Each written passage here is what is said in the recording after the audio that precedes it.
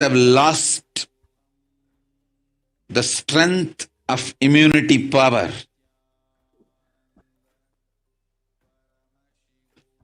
All the multi-layer after effects and side effects of this pralaya in political situations, economical situations, social situations, mental situations, in every level.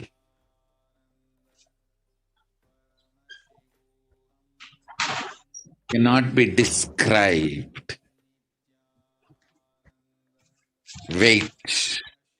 This year, focus on keeping yourself alive.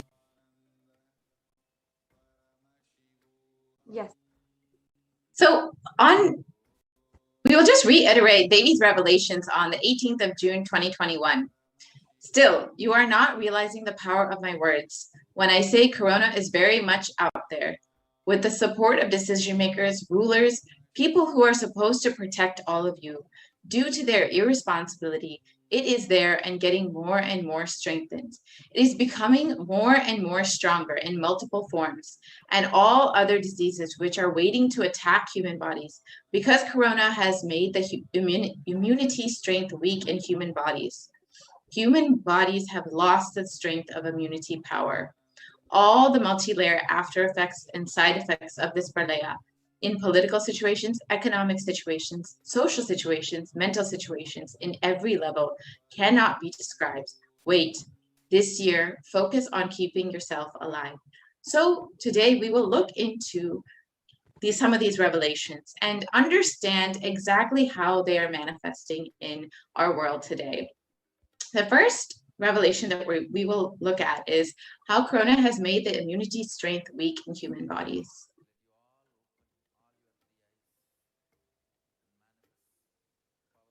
Yes, we can go on to the next slide. So we have a very reputable magazine here, Science Daily. First of all, Devi Parashakti revealed on 18th June 2021 that Corona had made the immunity strength weak in human bodies, and human bodies have lost the strength of immunity power. Now, new research suggests that a coronavirus infection alters the biomechanical properties of the red and white blood cells, in some cases for months, a possible explanation for a long-term suffering from COVID. Now, if many people do not know, of course, red and white blood cells are, of course, a part of your blood circulation and your immune responses. And here we also have when this article was published by the Science Daily was at least 11 days after what Devi Parashakti had revealed. So almost 11 days after one of the most reputable science magazines is sharing what exactly Devi Parashakti had revealed, and thus showing us how Devi Parashakti is guiding us legitimately through this coronavirus pandemic. The next slide, please. And as Devi revealed, the immunity strength in human bodies is weakening. So, according to this article, you can see that the COVID-19 significantly changes the size and stiffness of the red and white blood cells, sometimes over the course of months. These results may help to explain why some affected people continue to complain of symptoms long after an infection. So many cases that are being seen where people are recovering from their infection, they're not diagnosed as positive anymore, but they're still facing some of these long-term effects, such as fatigue, tiredness, etc. And it's now being understood is because it directly affects the body, the red and white blood cells, the immune system, and even months after recovery from their initial onset of infection. Yes, and people even losing the sense of smell, sometimes not being able to touch and taste things. Even these are the long-term effects that many people are facing after after they have already recovered as per their lab reports from coronavirus. The next slide, please. So how does corona actually affect the body? The article from the Academy of Medical Sciences says that the way the body defends against the virus is to recognize and neutralize it, like in any situation with a virus. However, Forbes explains that the corona suppresses the immune system by disrupting the actions of the body's immune cells. So just as Devi has revealed, it actually affects, the virus actually affects your body's immune strength. It weakens immunity. This immunosuppression allows for the 2-week incubation period, which gives corona enough time to attack the body. So this is why people have such a severe onset infection, because it directly affects the immune system. Next slide, please. And here we have the graph below, which shows a typical timeline for someone who is suffering from COVID virus. So as you can see, the initial incubation period is about 5 days. Then they have the prodromal period where it's about another 5 days. And then the acute onset of infection, which is usually where people are admitted to the ICU. And within the second week of the onset of infection, many people will recover, but many people also will continue to experience symptoms and have to sometimes remain in the hospital for weeks or months afterwards. So this is, and then even many times when they recover, as many people have shared with the experience of long COVID, as it's called, that they're still experiencing symptoms many, many months after their 2 weeks or after their recovery of their initial onset of infection. And some even worse cases, not being able to talk, not being able to breathe, even after the COVID has long left their system. So it does do a significant amount of damage to the body and to the system. The next slide, please. So we also have the impact of COVID-19 that cannot be dismissed. So here we can clearly see how COVID is amidst other deadly diseases and diseases throughout history. So we have a timeline here about different diseases and how they have affected humanity, and how coronavirus is affecting humanity currently. So the circled virus is the coronavirus, and we can go on to the next slide. Yes, and you can see actually from that, it's about 3.9 million people have been affected in comparison, which is just a recent virus that has been, sorry, can we go back to the previous slide?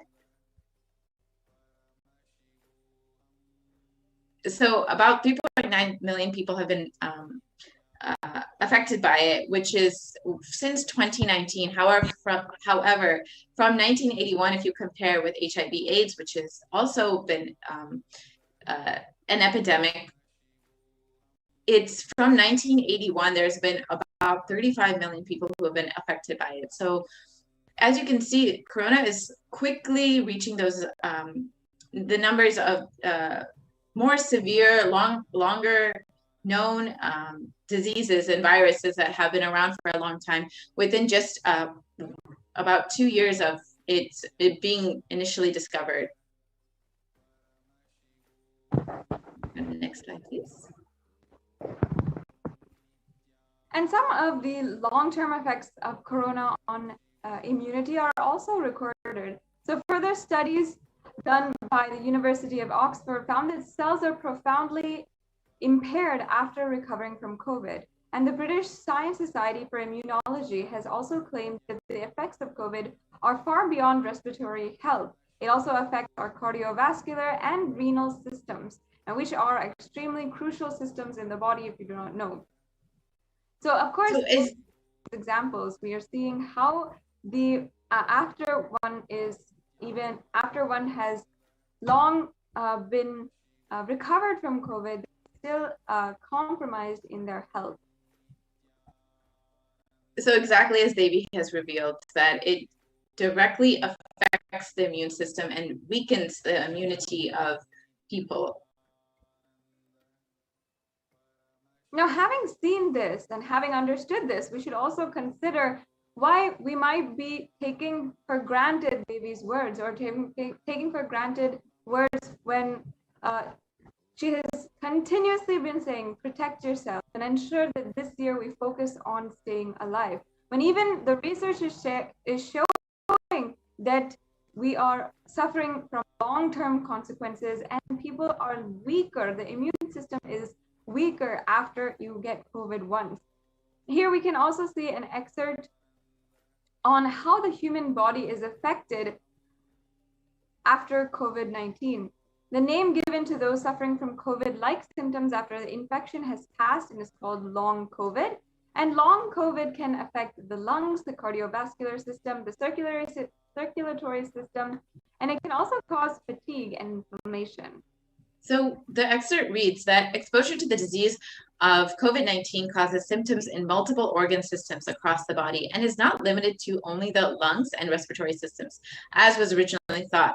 In addition, patients are reporting chronic symptoms such as fatigue, shortness of breath that last for months after the original infection. So just as Devi has revealed, these symptoms and the effects on the immunity are long-term. It is not simply a 2-week infection. Even if many people are recovering within that 2 weeks, there are still long-term effects that science has not fully maybe understood yet even. And that a lot of research is still being done on that. But Devi has clearly stated that this is happening. And as we can see from whatever initial preliminary research that has happened so far, is very much true. And as you can see here are some scans of the lungs after a long-term, to see the long-term effects on your immunity and your whole body in general of how it gets damaged after a coronavirus infection. So we can see the healthy lungs on the left side and how the lungs look after there is severe scarring due to the COVID infection. And of course, if you see the lungs having been a very crucial organ in our body, this affects how we talk, how we're being able to go about our daily lives and daily actions. And our entire life after this are completely changed. And we would not be able to go back to life as it was if we have to suffer COVID and then see the effects of the long COVID on our body. The next slide, please. So even after contracting corona, your immune system remains weakened and you are more susceptible to illness. So this is just reiterating what Devi has revealed.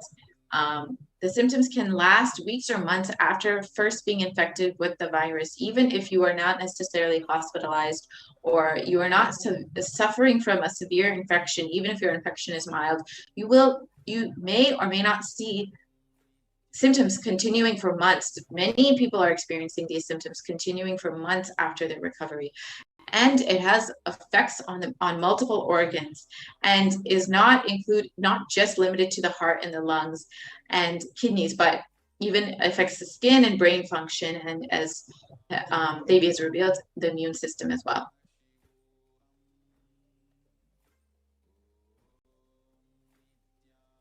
And now let us understand the next revelation that Devi Parashakti made, how that has not manifested, but has literally shown in different ways in across different articles, and how we have seen this literally become reality in front of our eyes. Devi Parashakti revealed that all other diseases which are waiting to attack human bodies we will be susceptible to each and to all of those, even after having gotten COVID as well. So we can go on to the next slide. So as many of us have heard before, the black fungus, white fungus, and other fungal diseases have swept through India, affecting majorly recovered COVID patients. So people who have recovered from COVID, who have survived this severe COVID infections, are oftentimes being infected and nearly fatal infections of black fungus, with more than a 50% fatality rate has been reported for this black fungus and other fungal diseases, especially for COVID victims. So as can be seen, out of the 5,424 cases, about 4,566 patients have a history of COVID-19 infection. So it is specifically this black fungal disease is people who have been infected with COVID previously are mainly vulnerable to it. So even if many people who have recovered from COVID are still suffering, are more susceptible to this black fungal disease and can have a very severe, nearly fatal infection if infected with black fungal disease. And this is exactly how Devi has revealed about the immune system weakening, being weakened due to coronavirus, and then the other diseases attacking the body because the immune system has been weakened.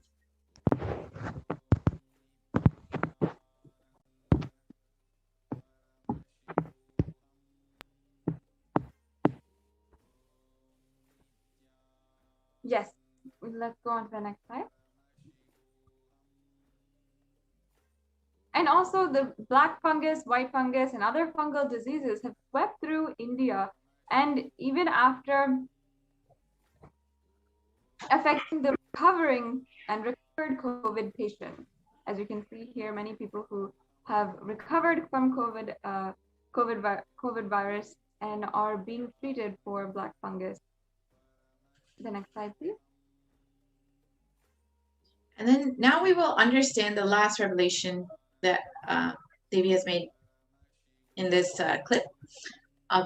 It is becoming more and more stronger in multiple forms. So it, meaning the coronavirus, has mutated and is becoming stronger in different forms. And so we will explore what the research is saying about this specific topic, about different variants, and about how coronavirus is strengthening and affecting more and more people.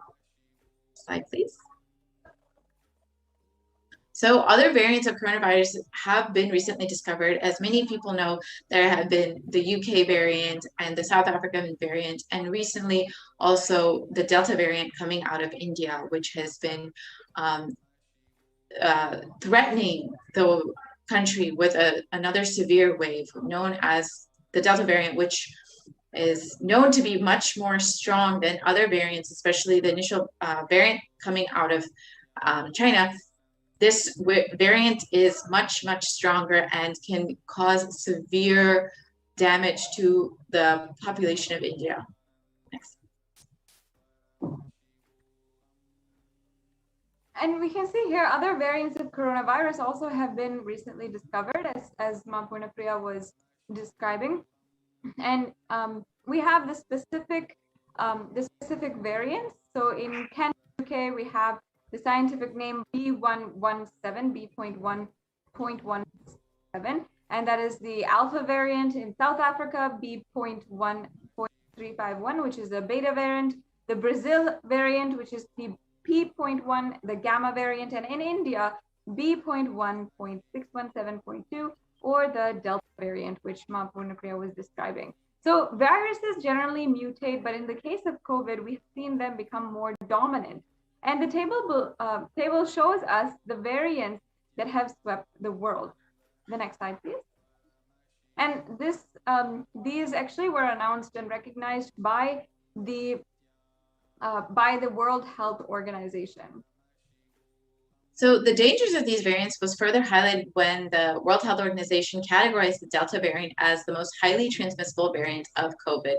So this variant, as shared earlier, it is coming out of India, and it is severely threatening the country with another wave. And this article indicates that the Delta variant was the primary cause behind India's second wave of COVID. So this is the reason this variant is spreading across the country. And this is the reason that so many people are being affected in this new wave of coronavirus, which has been sweeping the nation and leaving the people and resources completely devastated.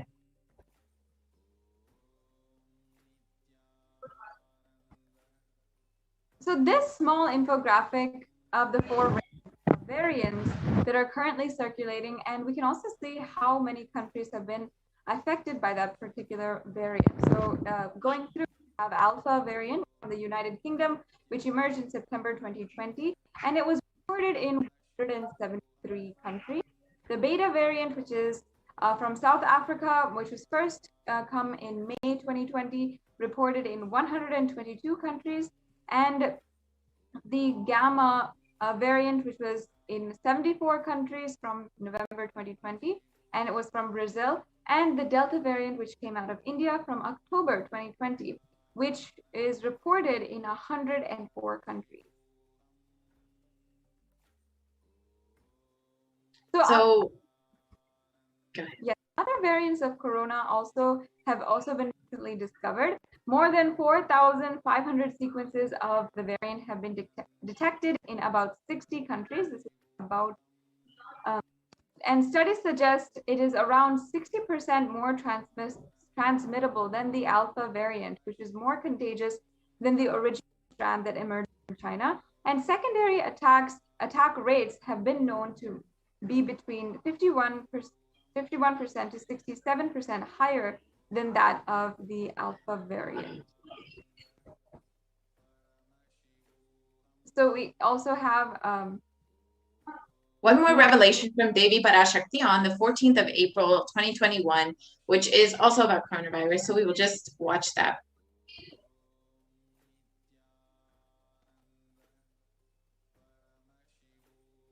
Sharmila, corona ஒழிந்தது. கொரோனாவை வைத்து அரசியலும் அழிவாட்டமும் செய்ய நினைக்கும் மனிதர்களின் சதிராட்டம் முடிய இன்னும் 4 ஆண்டுகளாகும். என் பக்தர்களையும் சீடர்களையும் கைலாய வாசிகளையும் நானே காத்துக் கொள்கின்றேன், நானே காக்கின்றேன். என் பக்தர்களுக்கு ஒரு துயரும் ஒரு துக்கமும் வாராது.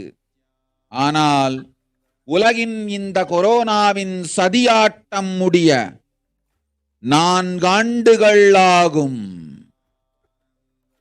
2025 தான் அடங்கும். இது சதியாட்டம், மனிதர்களின் சதியாட்டம்.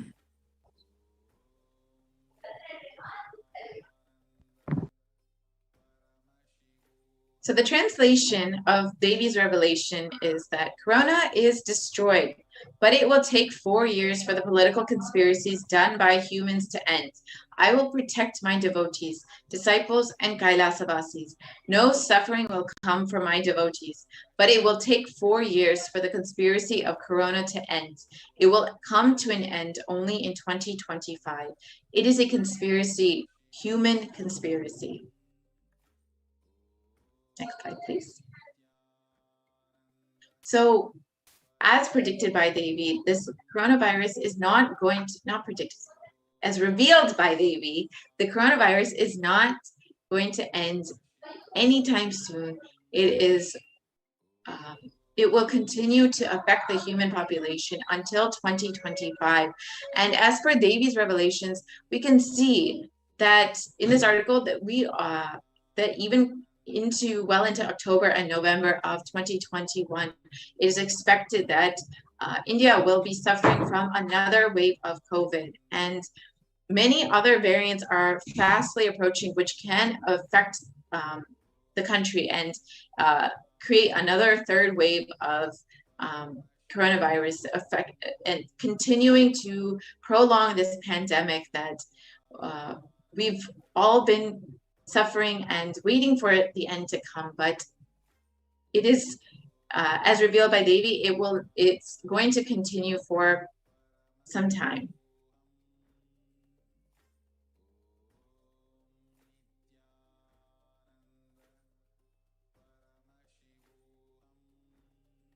So with more waves of COVID coming up, what is the best way to protect ourselves?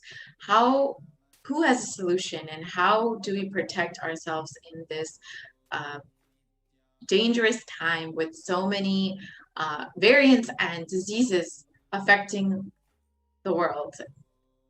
As revealed by Devi, Kailas is the only place that is safe, and the Supreme Pontiff of Hinduism is the only hope for humanity. So if you are in India and want to protect yourself, if you want to have a safe place with multi-layer quarantine, you can sign up today to be living in one of the Agnis, quarantining yourself in one of the Kailasas in India at kailasa.org/Kailasa Care. And this is the only way to protect yourself if you are living in India at this time, because as been shown by the research, there are many variants and diseases that will be affecting the body and weakening the immunity, making you susceptible to very severe infections and costing maybe much more than you can understand at this moment. So as Devi has revealed, keep yourself alive this year. That is the only priority. That is the only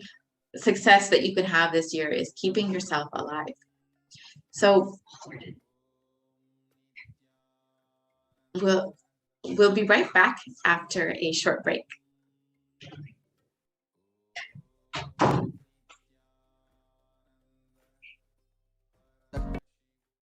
Totality of the knowledge I received from my gurus and practice manifested in my life, perfected by teaching.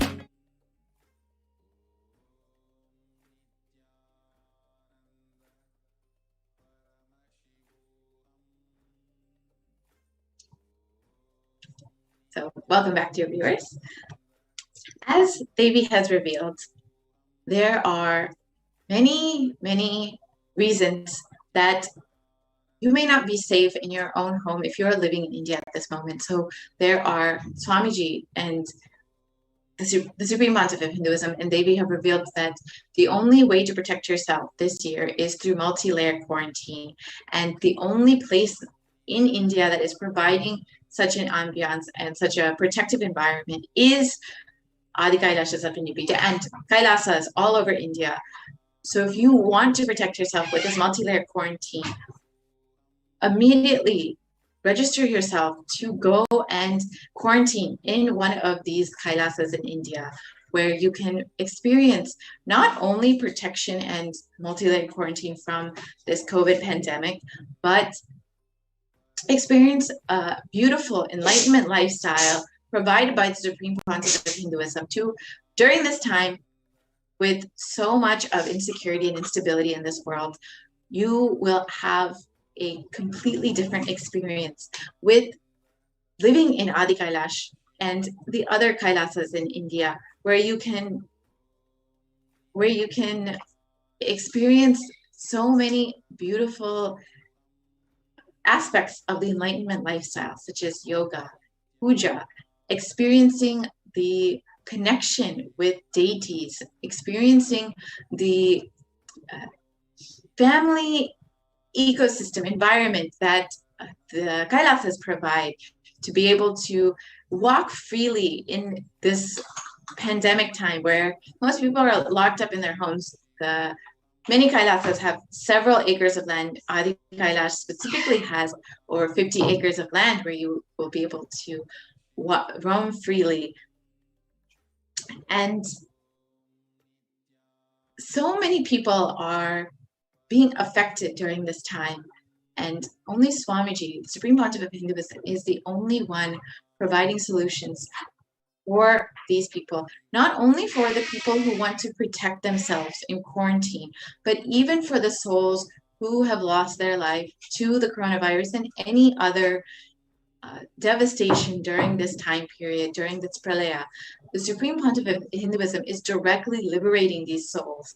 Every 2 weeks, every Amavasya and Purnima, every new moon and full moon, the Supreme Pontiff of Hinduism is directly liberating these souls through the Maheshwara Puja, where every being who has been affected by COVID, who has passed on from COVID, who has passed on from any other disease, any natural disasters that have been affecting the world, whether it's landslides or tsunamis or anything that has been affecting the world during this great pralaya. The Supreme Pontiffate is Hinduism is directly attending to all of these beings, directly liberating them from their incompletions and giving them the opportunity for completion in their next birth and to be liberated from their karmas in this lifetime.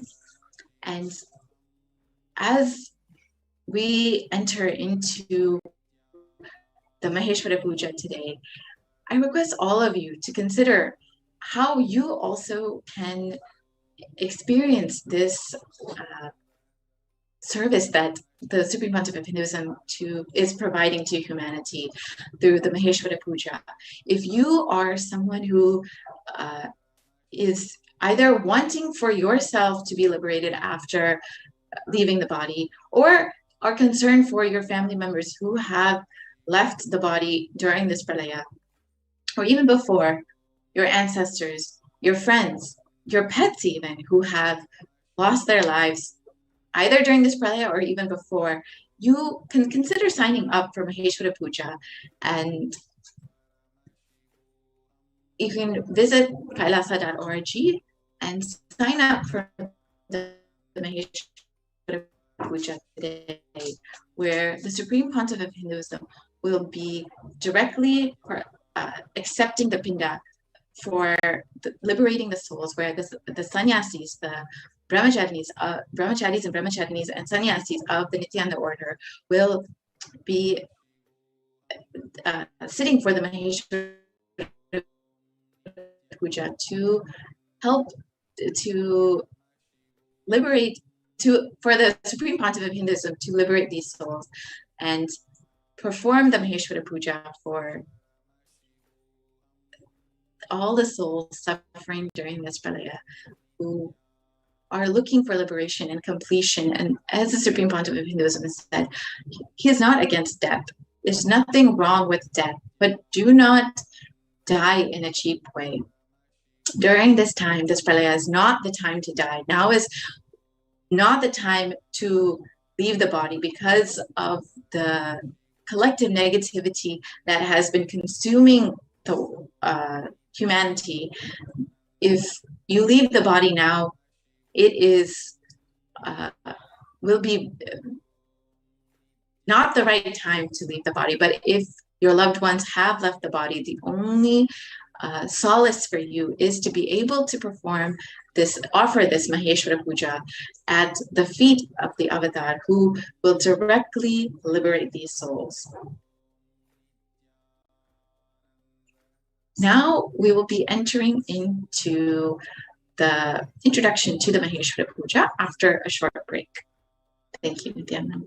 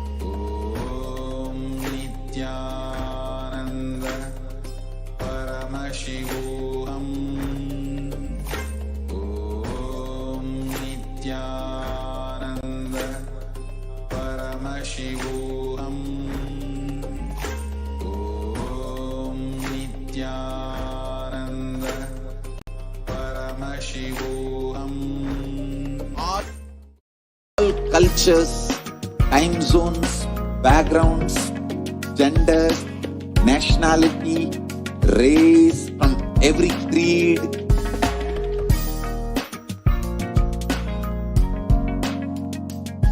So this absolutely perfected knowledge available to you, served to you in your home without even you moving out of your couch, free of cost.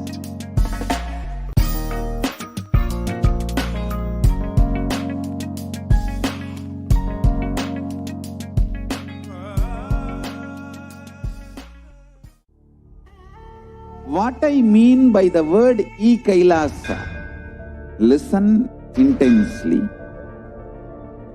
Enlightenment ecosystem, literally enlightenment itself in your own home, wherever you are. If you cannot come to Kailasa, it's okay. Kailasa can come to you. Kailasa coming to you is e-Kailasa.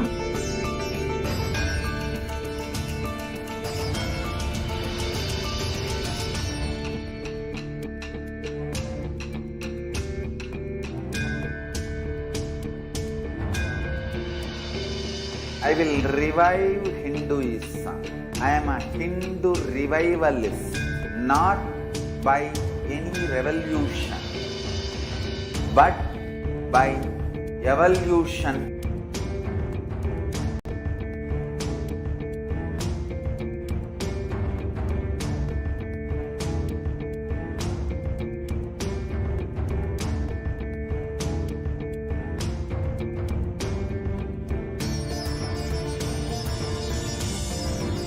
And setting model community.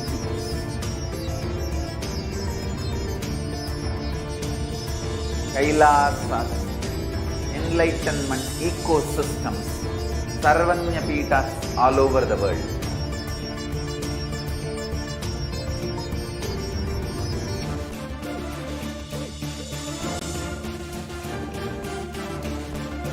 All powerful cognition, knowledge, only when you live, power manifestation and possibilities manifestation happens. This is a fundamental truth.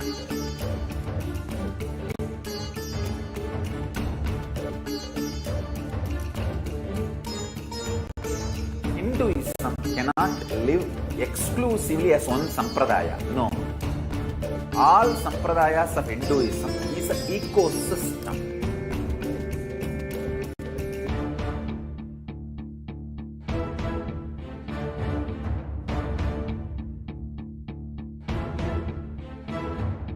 So don't keep quiet thinking that if one sampradaya is attacked, only that sampradaya is going to be affected. All of us are ecosystem.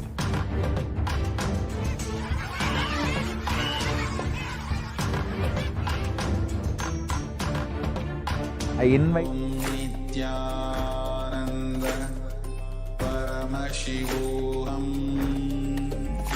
Om Nityananda. Nikanda, welcome back, dear viewers.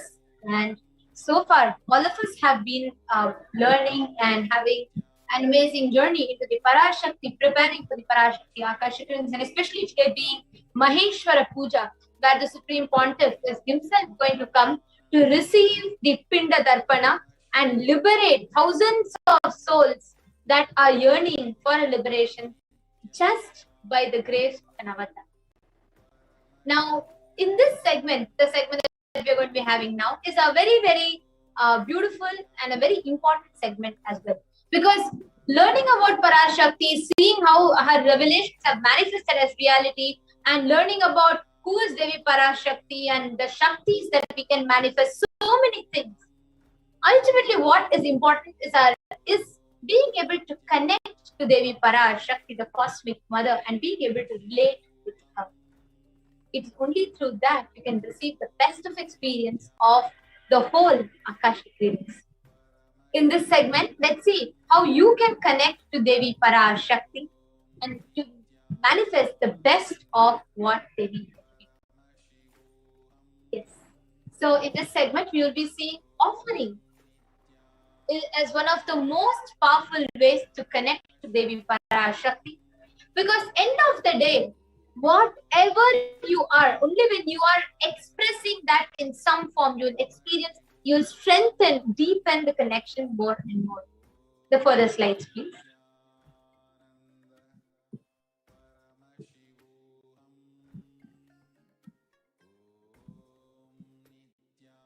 Yes, you could go to the further slides, ma'am.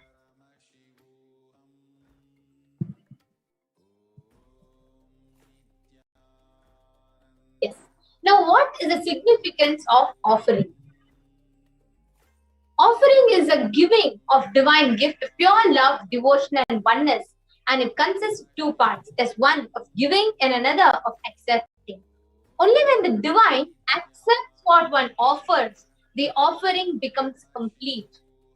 That is why in Hinduism, it is not about what you offer, but about how you offer.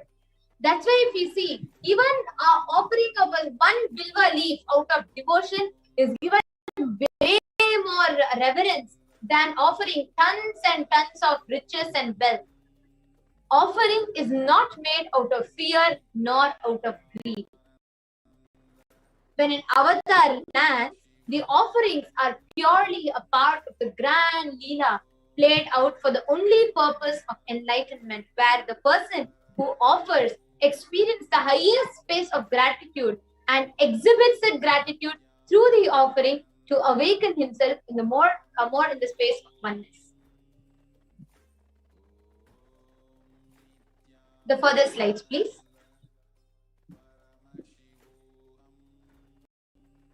The previous slide, ma. So here is a Dhyana mantra of Devi Manonmani, the Moolagama Dhyana mantra.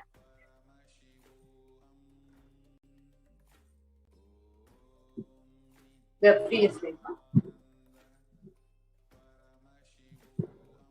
Induni bhaveda karavahmi nayanam syat pankajavara bhayajapakshara yuktam angahima bhushana vichitra vasanam syat. You could go to the shloka. Tungamakutojvala manonmani swarupam. Is the further slides, please. Next slide. Sorry for the technical glitch. There's a small error in this slide.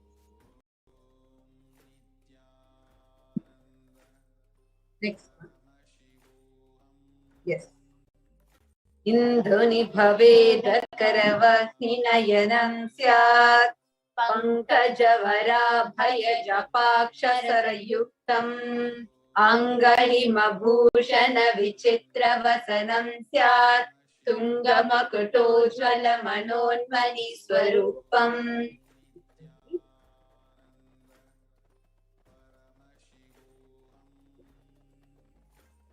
The translation is: moon-like face holding the Vedas on one hand, fire in the eyes with lotus flower gracing and blessing hand, one hand with the pamala, beautifully decorated with jeweled ornaments and wonderful clothes and shining big crown.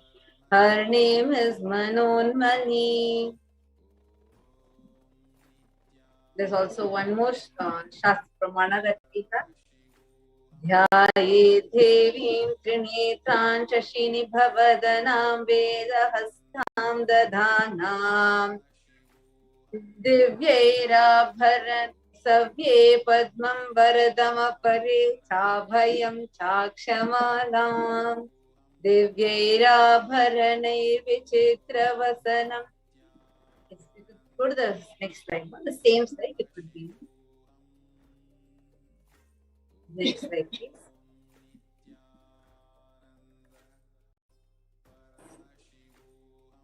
We really apologize for this technical glitch. So let's directly enter into the offerings that we have today.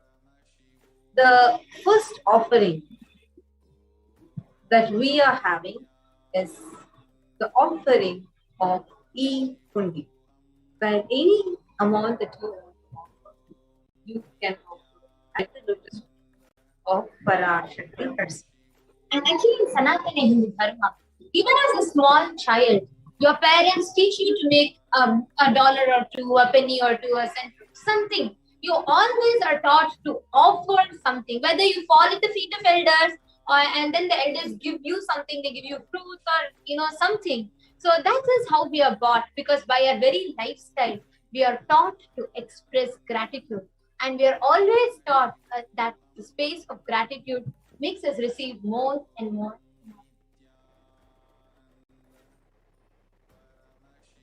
You could go to the further slide. So the offering of e-hundi is where, now that it is amidst this whole pandemic, wherever you are, you will be able to make an offering and reach out your gratitude, express your gratitude to the divine. The next slide.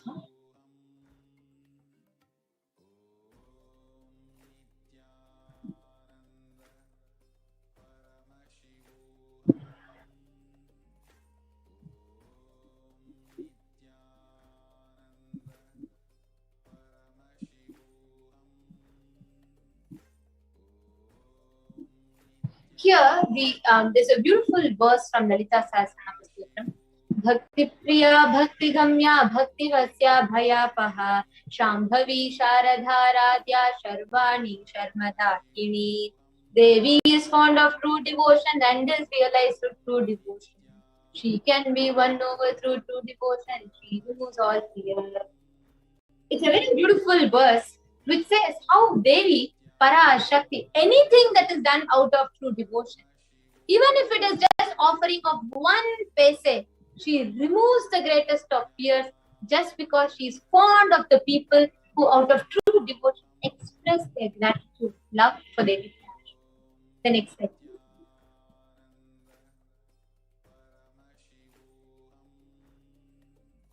The next is the offering of Sankalpa chanting.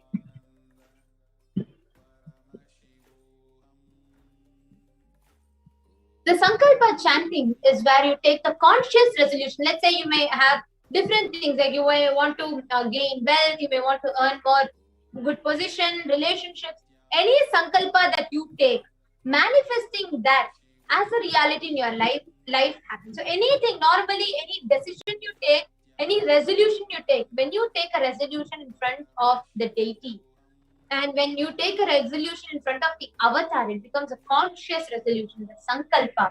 And that is why these Sankalpa taken in front of Devi Parashakti, manifesting to the supreme pontiff of Hinduism, is one of the most powerful ways for you to seek blessings, to manifest a particular reality.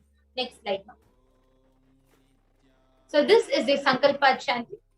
The next is the Sahasranama Swarna Kasi. The previous slide, please.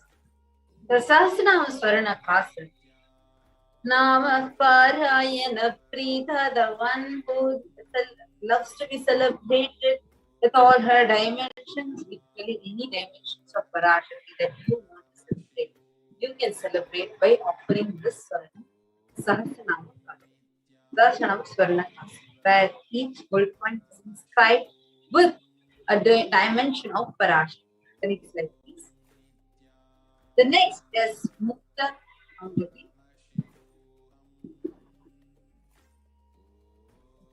Muktahara lasat kirita ruchiram purnetu vakra prabham Shinjannu pura kinkini manitaram padma prabha bhasuram Sarvabhishta bala pradhan girisutam Rama sevitam Meenakshim pranatosmi santatamaham Karunyavaranidhim. I bow down to goddess Meenakshi, whose crown has garlands of pearls, and the face shining like the full moon, who wears the anklets that are studded with gemstones, and has small bells, who is shining like the splendor of a lotus, who grants all the wishes, the daughter of the mountain, who is worshipped by God's Vani and Rama. I remain forever bowing down to Devi. I remain ever bowing to Goddess Meenakshi, the ocean of the finger ring with a pearl. It's actually a very, very beautiful offering where you can experience the vast ocean like compassion of Devi Parashakti and especially have breakthroughs in your business endeavors. So if you want to have this, you could offer the Mukta Angu. The next, so you could go to the further slides. The next slide. Swarna Padma Pushpa. The lotus, which is a very auspicious flower, along with the made of gold, especially gold. Literally, and how the Sahasrara Chakra flowers as Sahasrara Padma Pushpa, that flower in gratitude and offer this golden lotus flower and lotus feet of Devi Parashakti herself. It is 600 years. The next slide, please. The next is the toe ring. The golden toe ring, Swarna Metti. Nakhari Diti Sanchana Namajanna Tamo Guna Paradvaya Prabha Jala Parakita Saroruha. You whose brightness from the toenails destroys the darkness of ignorance. From the minds of your devotees who prostrate at your feet. You whose brightness from your two-feet overpowers that of the lotus flower and bestows the blessings to all those who bow down to you.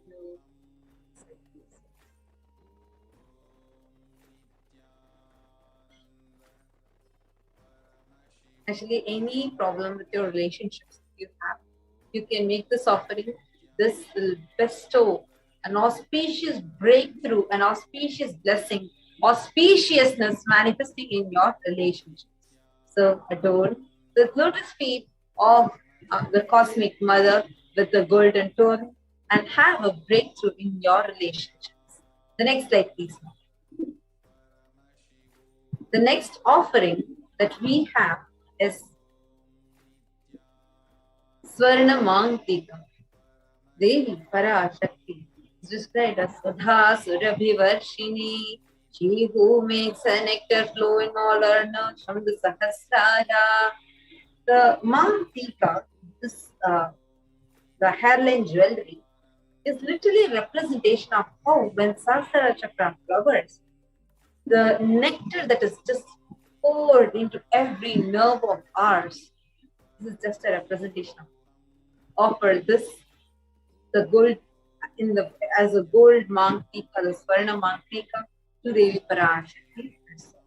The next slide, please. The next offering that we have here is, yes, you could go to the next slide. The offering of Pratyaksha Pada Puja. There's a beautiful line that Sri Adi Shankaracharya sings. It says, Shariram surupam tata vakalatram yasascharu chitram dhanam merutulyam manasche nalagnam guru rangri padme tata kim tata kim tata kim tata kim. He says you can have a good body, you can have a handsome form, you can have a beautiful wife, you can have ultimate wisdom, riches, name, fame, everything. And even wealth as much, as strong, as unshakable as Mount Meru. But if you do not have a guru to whom you can express your gratitude, of what use is all this? What use? What use?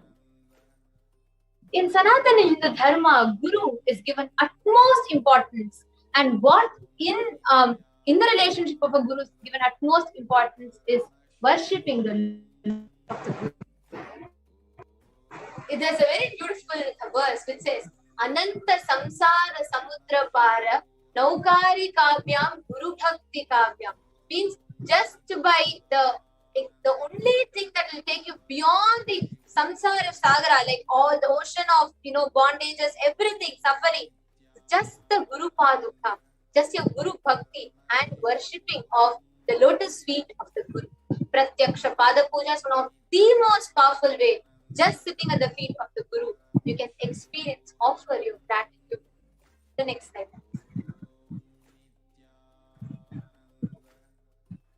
The next is a Vastra Seva, offering of Vastram to Devi Parashakti, where you adorn her with the clothes and decorate her, expressing your love and gratitude. This bestows you with protection and the blessings of the Guru and the Cosmic Mother herself.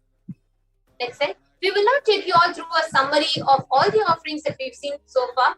We've seen the E-Mundi offering, we have seen the Sankalpa chanting offering, we have seen the Devi Sahasranama Swarna Kasa, the golden coin, and we have seen the Mukta Anguti, the finger pearl ring, and we have seen the Swarna Padma Pushpam, then we have seen the Swarna Meti, the gold toe ring, the Swarna Mangtika, and we've seen the Pratyaksha Pada Puja and Vastra Seva.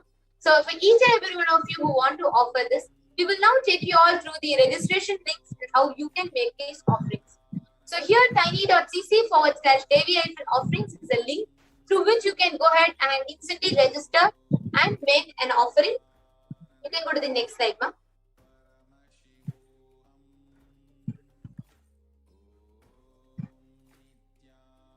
Here we have the registration form. To each and every one of you that are actually seeing right now, there are two forms here mainly which are projected. There are three forms and two main forms. So in this, the one is an intention. So for example, if you want to offer, whether you have some obstacle or you're interested or you want to suggest this for someone who has questions, you can write to us in tiny.cc/Bhavasamad. Ensure that you are putting everything in lowercase because this is case sensitive. The next is, if you want to make the offering itself, then visit tiny.cc/Devi-offerings. So once you fill in this form, you will then need to fill up the next form, which is tiny.cc/Sankalpa 2020. So now let's just visit this link, tiny.cc/Devi-offerings.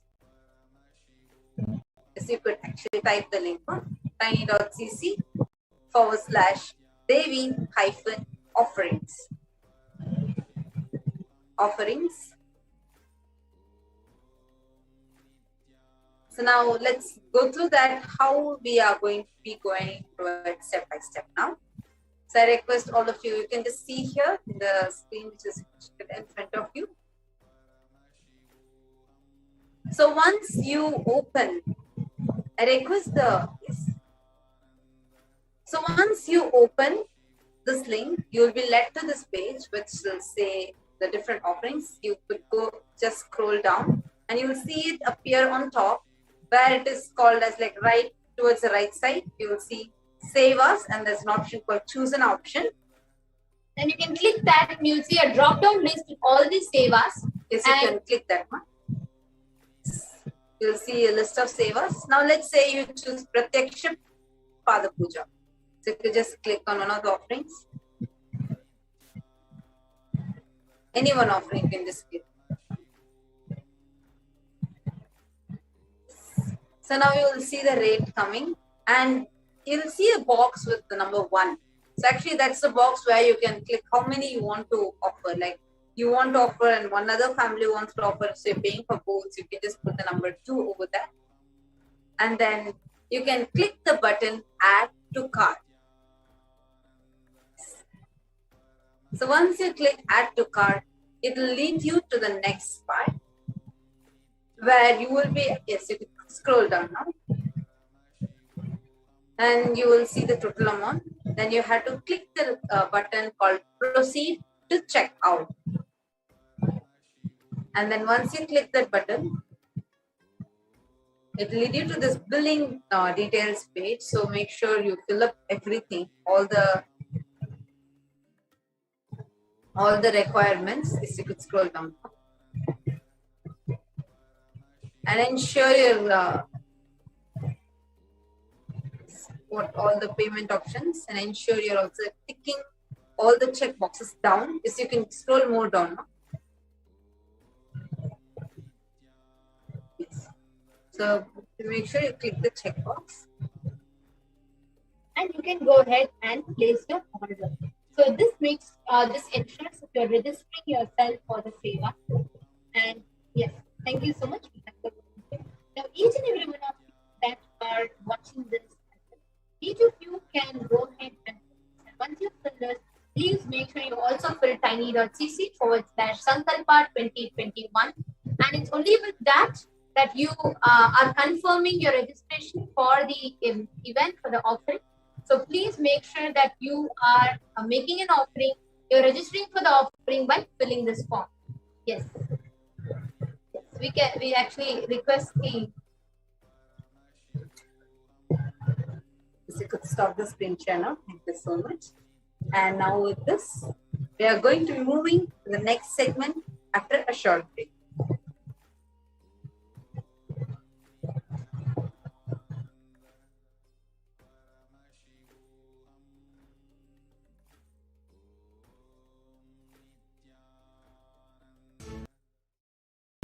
And enjoy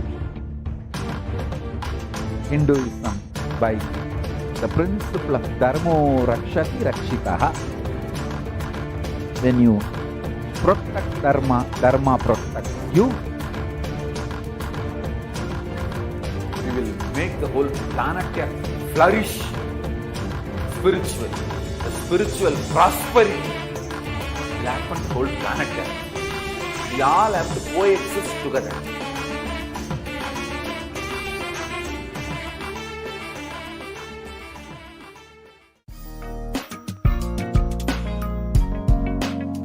We get you health. We get you ability to build beautiful relationships in your life. We get you direct spiritual support, and we make sure you become wealthy.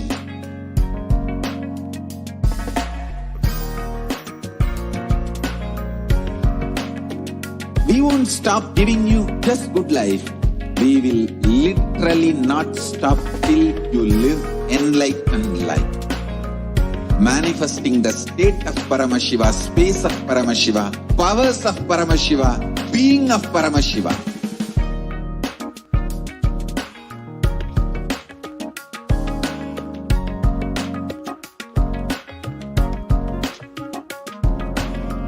Whole world should become e-Kailashians. I want the whole world to know Hindus have something great to contribute to the world.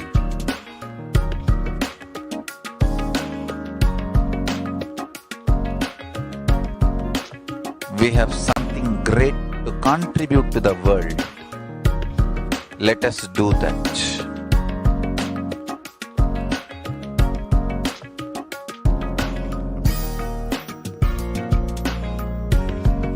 E-Kailasa is proper customized spiritual service helping you to identify your root patterns of suffering. We have perfected the science of helping every individual from every cultural, religious, nationality background.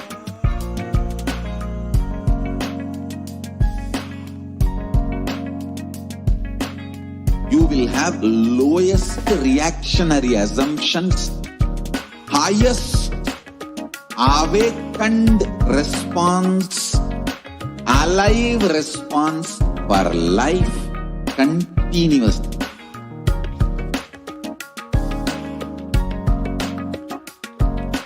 E-Kailasa is enlightenment ecosystem, literally enlightenment itself in your own home, wherever you are. Proper customized spiritual service helping you to complete with your life negativity. Withdrawal from life, self-hatred, self-denial, self-doubt, so much of tiredness, laziness.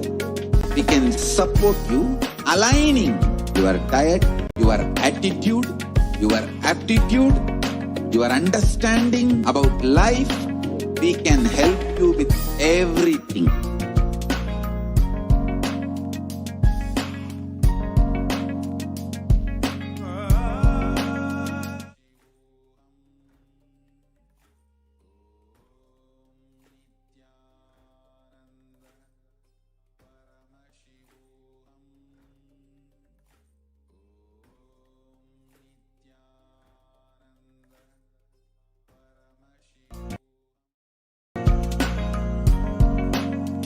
If you are interested in enlightenment, we will immediately bring this to you.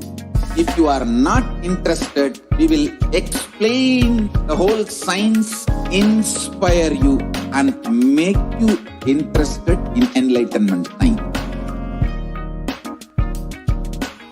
We need to cater this enlightenment science to the whole world wherever they are, because enlightenment is the birthright of all human beings.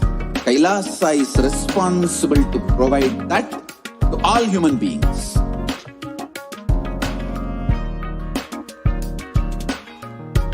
Kailasa is the totality of the knowledge I received from my gurus and practice manifested in my life, perfected by teaching millions of people from all cultures, time zones, backgrounds, genders, nationality, race, from every creed.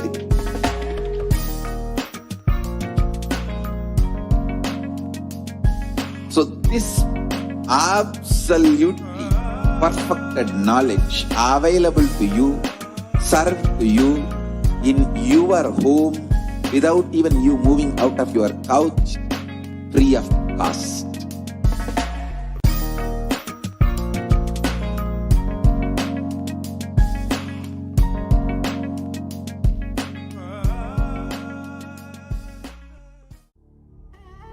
What I mean by the word e-Kailasa, listen intensely. Enlightenment ecosystem, literally enlightenment itself, in your own home, wherever you are. If you cannot come to Kailasa, it's okay. Kailasa can come to you. Kailasa coming to you is e-Kailasa.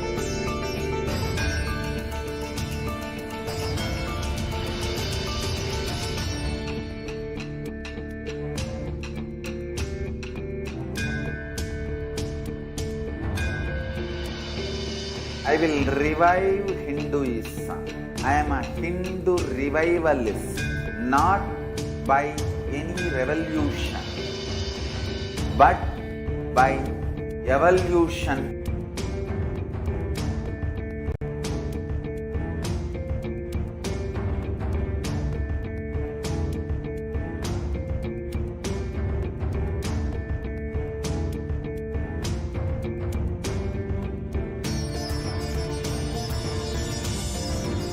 And setting model community.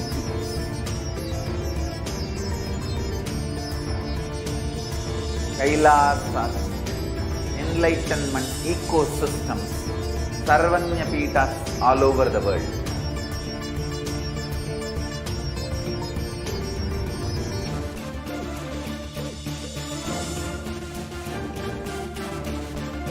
All powerful cognition, knowledge, only when you live, power manifestation and possibilities manifestation happens. It's a fundamental truth.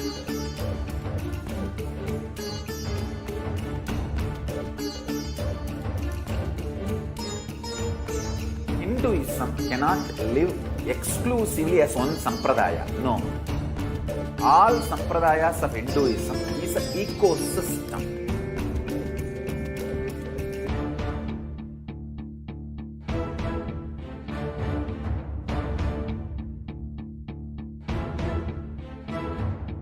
So don't keep quiet.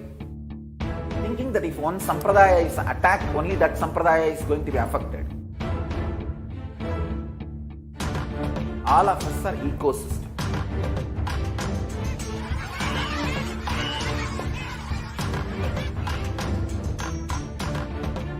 I invite all of you to get involved and enjoy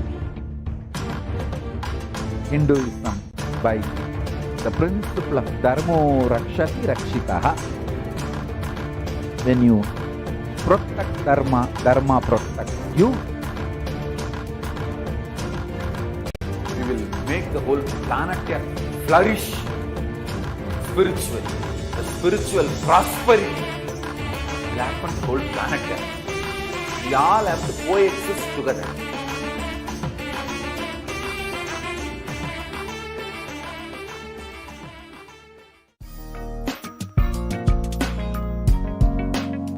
We get you health. We get you ability to build beautiful relationships in your life. We get you direct spiritual support, and we make sure you become wealthy.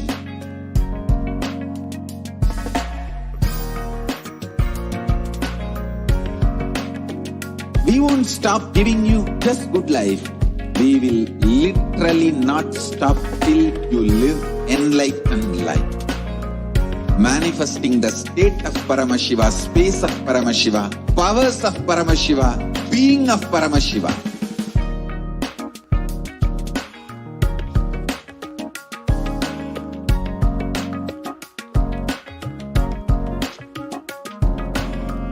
Whole world should become e-Kailashians.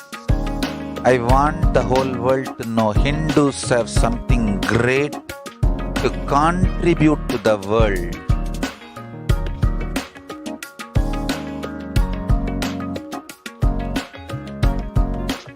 We have something great to contribute to the world. Let us do that.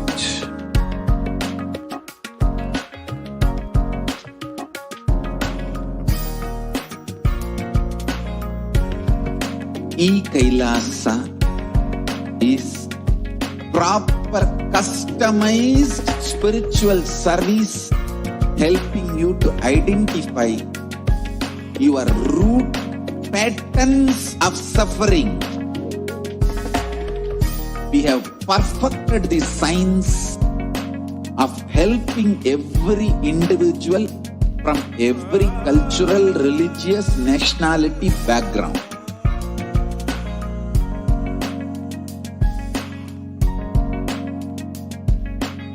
You will have lowest reactionary assumptions, highest awakened response, alive response for life continuously.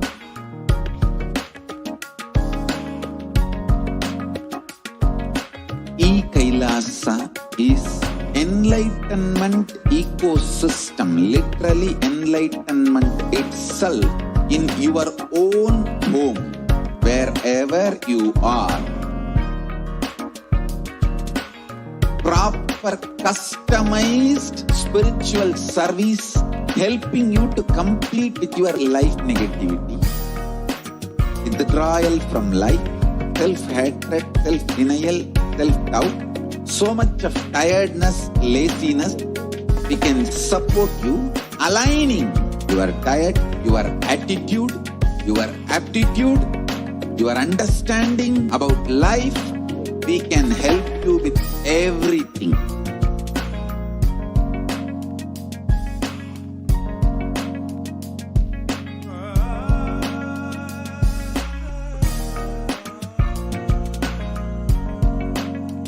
If you are interested in enlightenment, we will immediately bring this to you.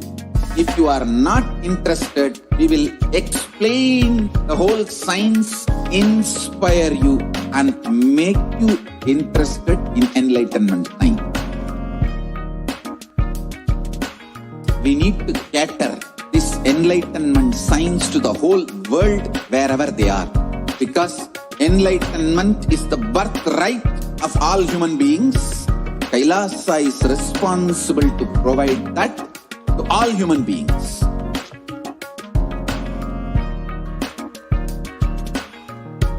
Kailasa is the totality of the knowledge I received from my gurus and practice manifested in my life, perfected by teaching millions of people from all cultures, time zones, backgrounds, genders, nationality, race, from every creed.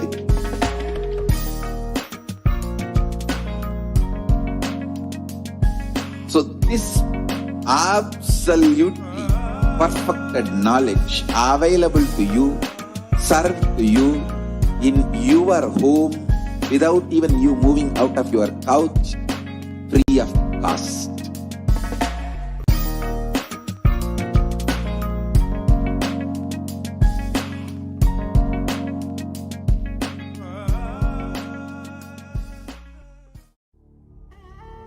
What I mean by the word e-Kailasa, listen intensely. Enlightenment ecosystem, literally enlightenment itself in your own home, wherever you are. If you cannot come to Kailasa, it's okay. Kailasa can come to you. Kailasa coming to you is e-Kailasa.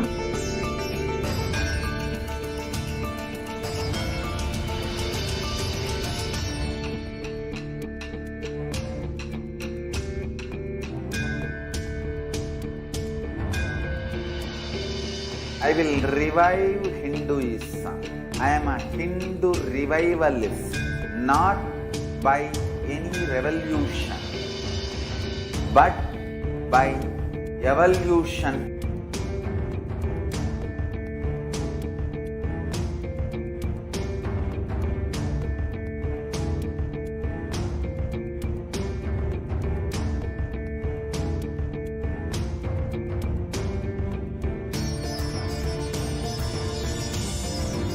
And setting model community.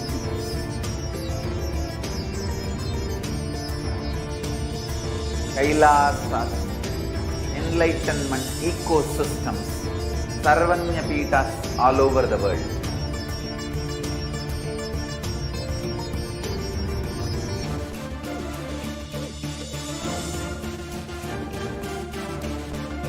All powerful cognition, knowledge, only when you live, power manifestation and possibilities manifestation happens.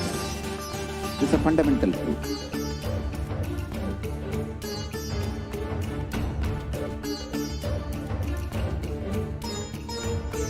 Hinduism cannot live exclusively as one sampradaya. No. All sampradayas of Hinduism is an ecosystem.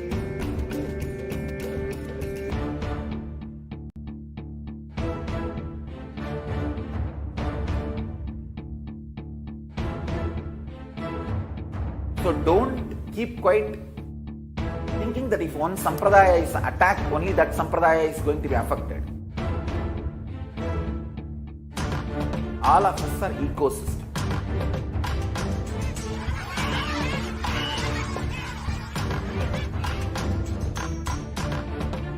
I invite all of you to get involved and enjoy Hinduism by the principle of Dharmo Rakshati Rakshitaha. When you protect Dharma, Dharma protects you. We will make the whole planet flourish spiritually. The spiritual prosperity will happen to the whole planet. We all have to coexist together.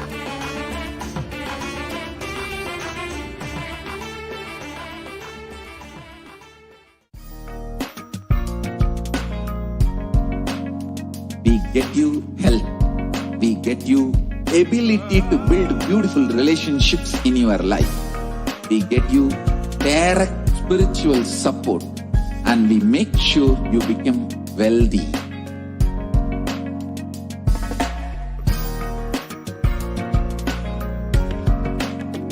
We won't stop giving you just good life. We will literally not stop till you live enlightened life.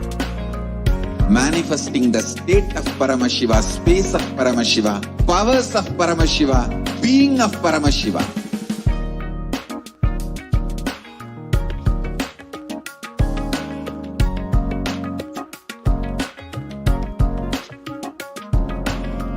Whole world should become e-Kailashians. I want the whole world to know Hindus have something great to contribute to the world.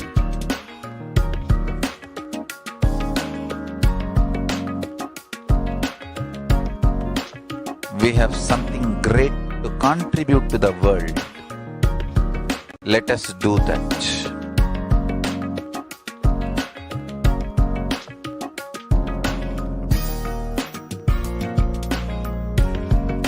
E-Kailasa is proper customized spiritual service helping you to identify your root patterns of suffering.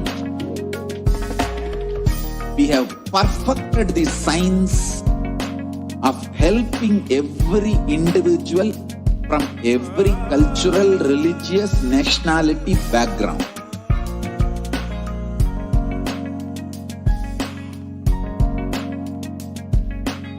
You will have lowest reactionary assumptions, highest awakened response, alive response for life continuously.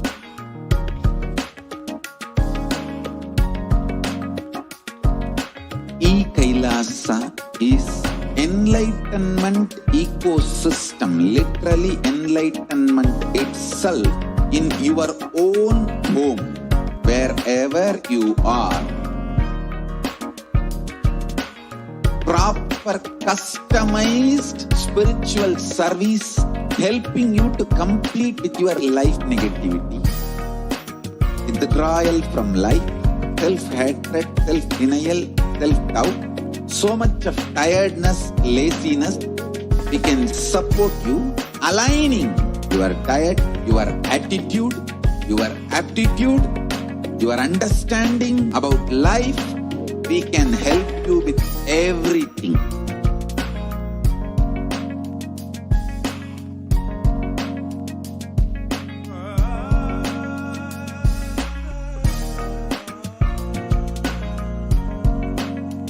If you are interested in enlightenment, we will immediately bring this to you. If you are not interested, we will explain the whole science, inspire you and make you interested in enlightenment time.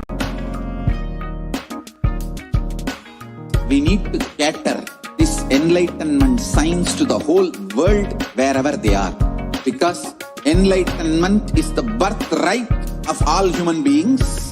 Kailasa is responsible to provide that to all human beings.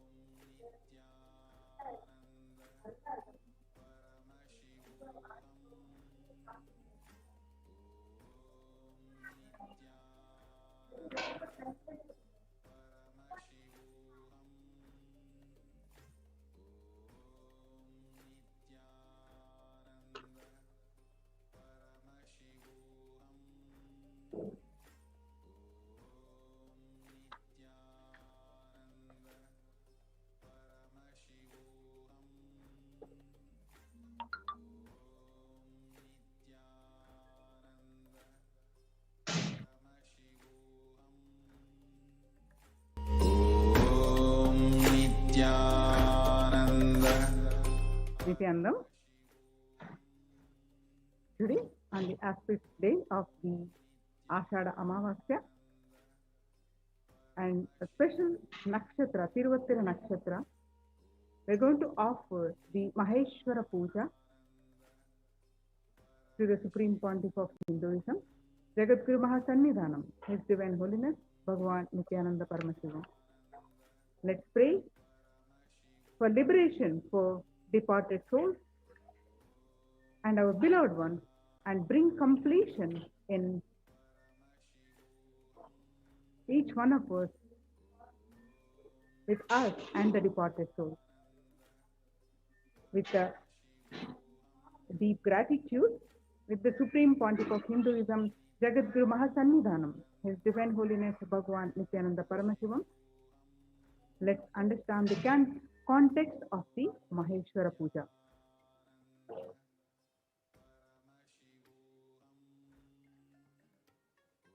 Nityanandam Paramasugadam Kevalam Jnanamurtim Dvandvatitam Gagana Sadrusham Tattvamasyaadilaksham Ekam Nityam Vimalamachalam Sarvadi Sakshibhutam Bhavatitam Triguna Rahitam Sadgurum Tam Namami.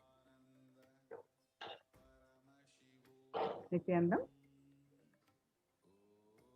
So, in this Maheshwara Puja, so what powerful cognition that we will learn in this segment? What happens to the soul after death? How do we choose our next body? What happens to the soul in case of natural death? If the soul has a sudden accident, or if the soul committed suicide. If someone commits suicide, does it affect the next generation? How does Maheshwara Puja help in the journey of a departed soul? So, what is Maheshwara Puja? Maheshwara Puja is offering to the ancient sacred ritual, the oldest ritual in the Vedic tradition. This is offering of food to the Supreme Pontiff of Hinduism, Jagadguru Mahasannidhanam, His Divine Holiness Bhagavan Nityananda Paramashiva, along with all his monastic disciples. Offering food to the Supreme Pontiff of Hinduism is equal to feeding millions of hungry people.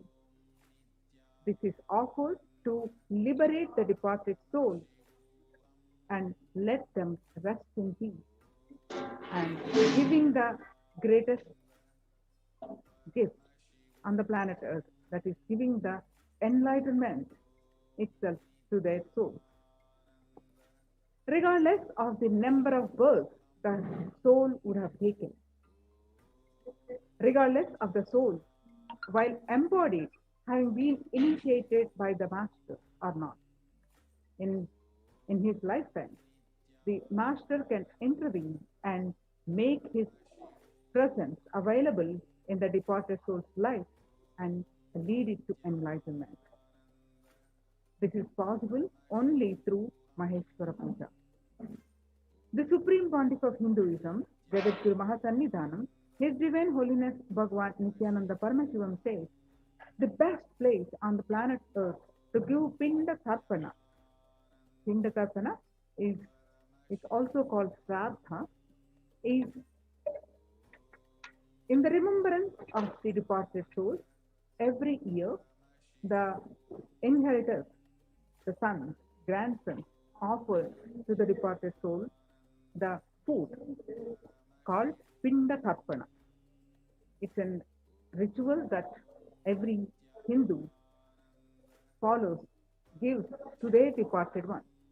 So, the Supreme Pontiff of Hinduism says the best place on planet Earth to give Pinda Tarpana is the stomach of a sannyasi. That is the hunger fire, the Jataragni in the stomach. who makes this our food digest. And the best fire in which you can offer the Pinda Tarpana is Sraddha, which reaches the departed ancestors or Pitrus directly. According to the Agamas, Soma Sambhu Paddhati says, it is 1,000 times more greater than offering any Sraddha or any Pinda in any river, any water body, any lake, any holy land, any holy place. Offering in the stomach of a living incarnation of Paramashiva is the best form of Pinda Tarpana or Sraddha. In Hinduism, Sraddha, wherein the food is offered to sannyasis for the completion with the departed soul, is called Maheshwara Puja. In the Soma Sambhu Paddhati, Sraddha Vidhi, Sloka verse 3, it says, Lingino Brahmanasya Sraddhaya Shiva Dikshitaha. That means, the translation goes, the sannyasis and Brahmanas who have been initiated into Shiva Diksha are eligible to be appointed as the representatives of Pitrus in the Sraddha. So, Maheshwara Puja, let's watch a small clip.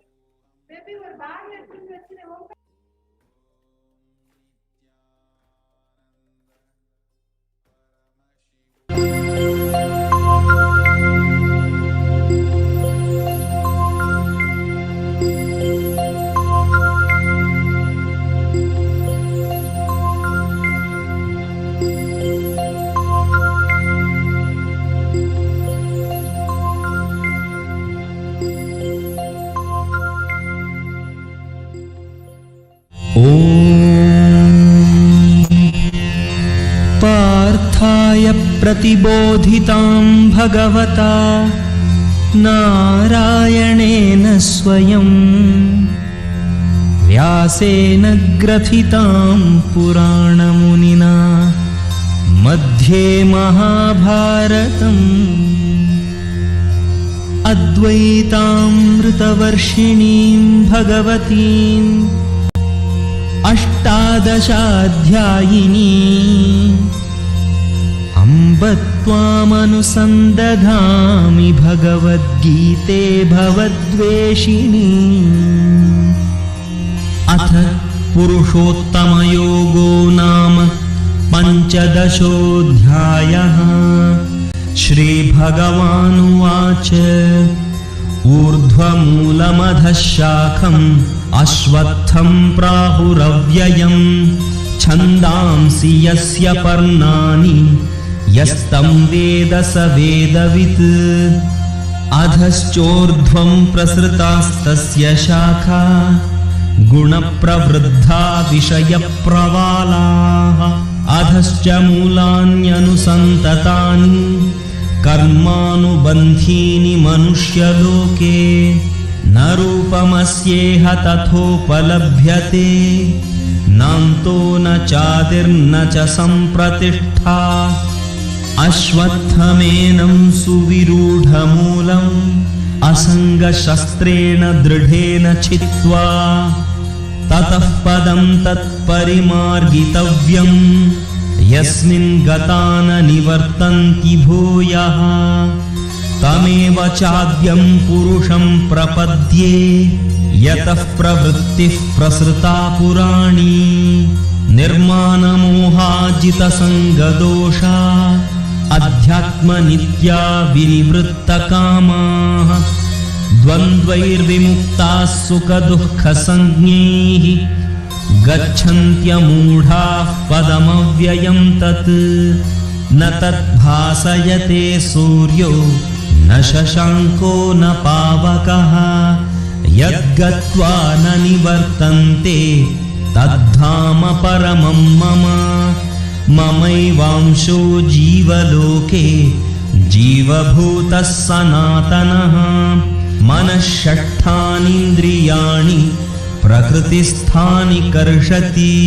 शरीरं यदवाप्नोति यच्चाप्युत्क्रामतीश्वरः गृहीत्वैतानि संयाति वायुर्गन्धानि वाशयात् क्षोत्रं चक्षुस्पर्शनं च रसनं घ्राणमेव च अधिष्ठाय मनश्चायं विषयानुपसेवते उत्क्रामन्तं स्थितं वापि भुञ्जानं वा गुणान्वितं विमूढानानुपश्यन्ति पश्यन्ति ज्ञानचक्षुषः यतन्तो योगिनश्चैनं पश्यन्त्यात्मन्यवस्थितं यतन्तोऽप्यकृतात्मानो नैनं पश्यन्त्यचेतसः यदादित्यगतं तेजो जगद्भासयतेऽखिलं यच्चन्द्रमसि यच्चाग्नौ तत्तेजो विद्धि मामकम् गामाविश्य च भूतानि धारयाम्यहमोजसा पुष्णामि चौषधीः सर्वाः सोमो भूत्वा रसात्मकः अहं वैश्वानरो भूत्वा प्राणिनां देहमाश्रितः प्राणापानसमायुक्तः पचाम्यन्नं चतुर्विधम्.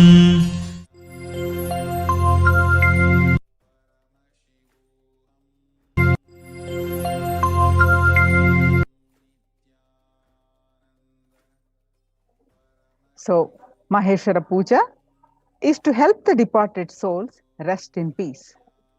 This is the offering of food to the master along with his monastic disciples. Offering of Maheshwara Puja is one of the oldest recorded ritual in the Vedic tradition. This is offered to help the departed soul rest in peace and gift enlightenment to the soul. Maheshwara Puja is a very important process for completion with any departed soul.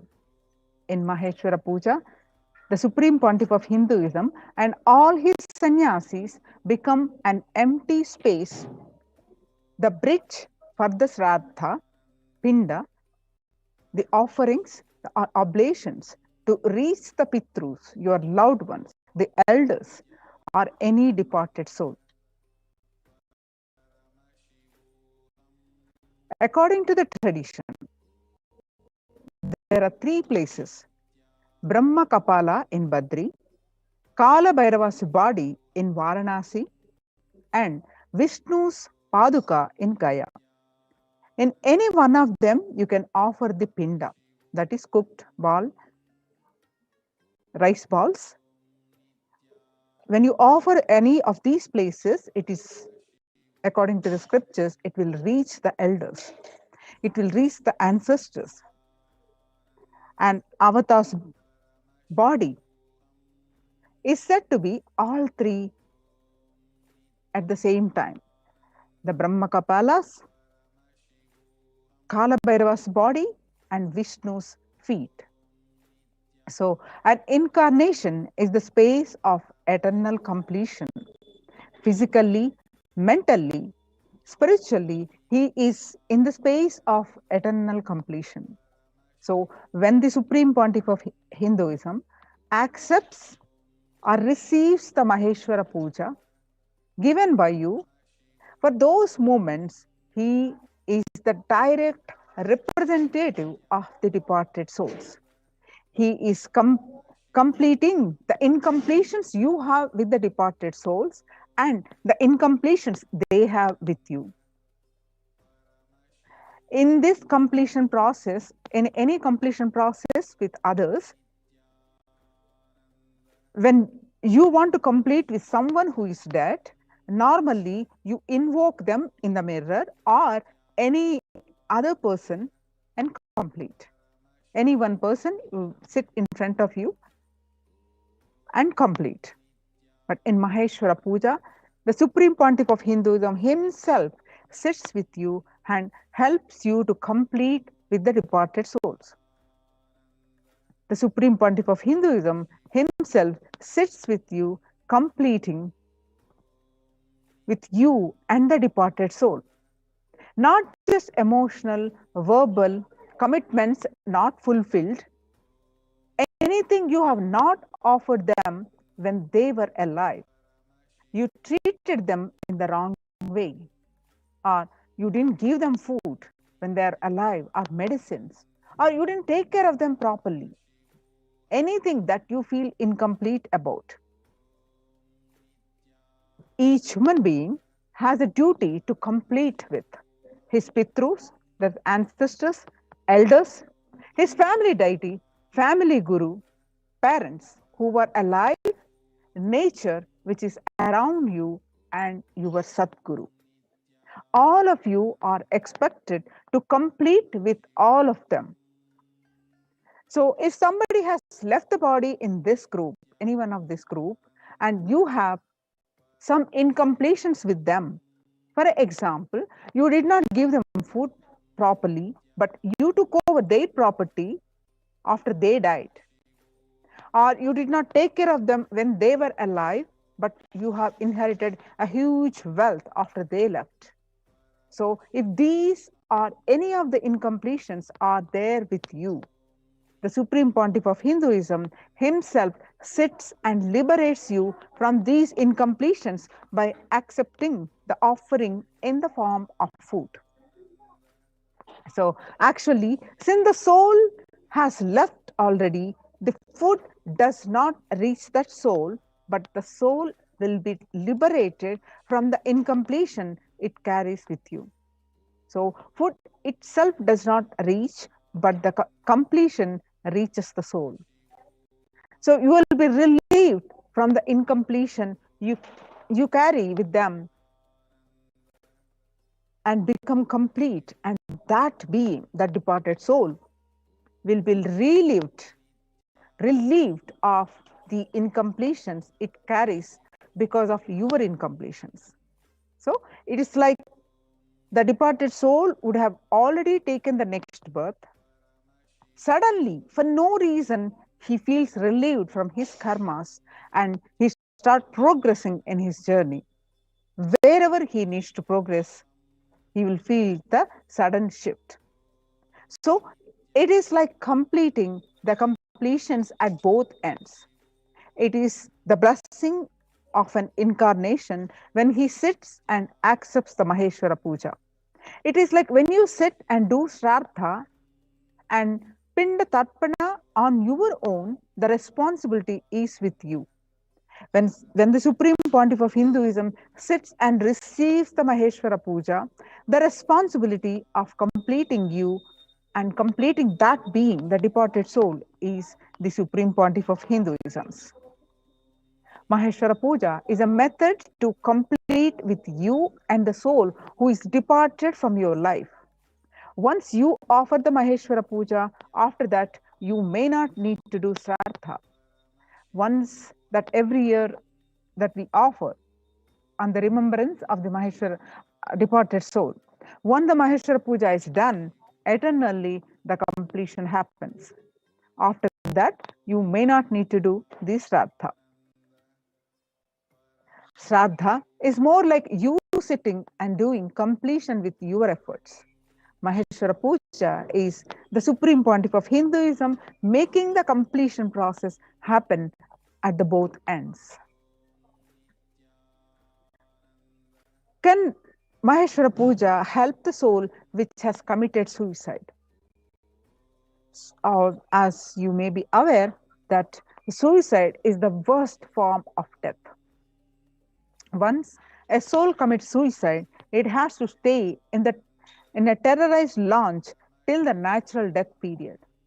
Offering Maheshwara Puja to a soul which has committed suicide will help relax the soul. The only thing you can do to help that soul is Maheshwara Puja.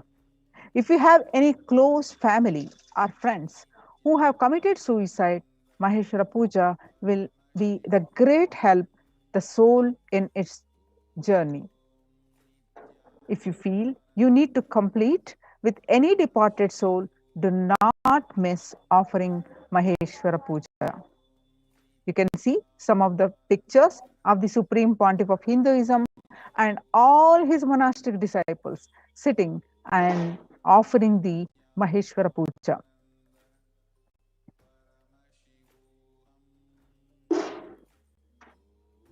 No matter how many births the person would have taken after leaving the body, and no matter if the person has met the master in his life or not, the avatar can intervene and make his presence available in the departed soul's life and lead it to enlightenment. So what do you need to offer the Maheshwara Puja? The picture of the dead person, departed soul, or if you do not have a picture, at least an astrological chart of the dead person. To make an astrological chart online, you need time of the birth, date of birth of the person, and place of the birth. If you have these three with the online, you can make the birth chart. But do not give pictures of the people who are still alive, and give group pictures where some people are alive, some people are dead. Do not give this kind of pictures. So understand, Maheshwara Puja cannot be offered in advance. So do not give the people who are alive. You can participate as a participant. So what do you need to offer Maheshwara Puja? You can give up to 10 pictures of the departed souls when you are offering the Maheshwara Puja. There will be a form to upload the pictures. So if you want to offer the Maheshwara Puja, you can go ahead and make your offering. The link is projected here, and you can enter the details of your offering and upload the pictures. All these links we will also be posting in the chat, or you can reach out to us. The links are projected on the screen.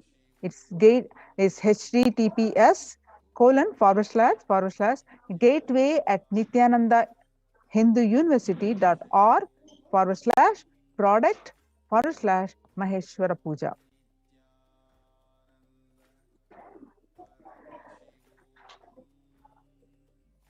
Now let's watch cosmic truths about death. What leaves the body after death? What happens after natural death versus accident versus suicide? Let's understand, how does Maheshwara Puja help a departed soul? Does suicide in family affect next generations? Let's watch Swamiji's answers.